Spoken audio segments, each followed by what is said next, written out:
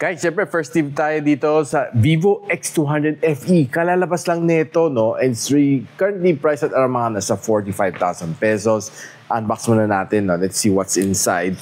And of course, ito mismo yung phone.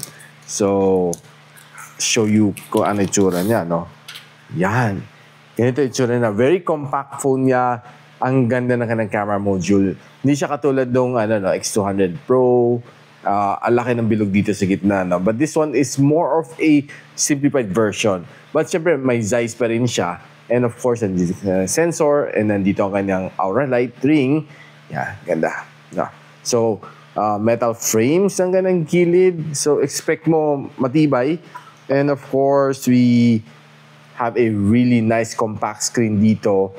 And by far, after using it for quite a few hours, kasi karating lang talaga, I'm really excited to show you na, well, mukhang okay itong phone na ito.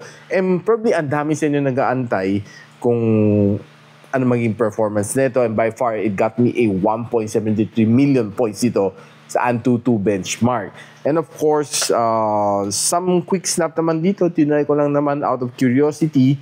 Okay naman siya. No, I was able to snap a few snap dito na okay. Medyo low light dito sa akin studio.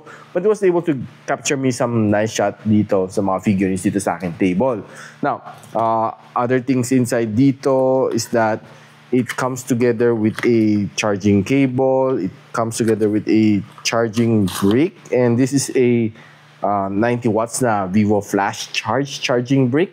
And of course, you have your SIM ejector tool nandito. And yung case. Maganda yung case niya.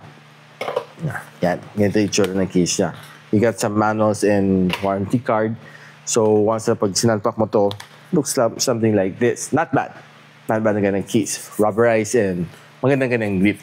Now, if you want more details about the Vivo X200 FE, don't forget to follow me and abangan nyo ang full review natin dito sa phone na ito. So, I'll see you soon!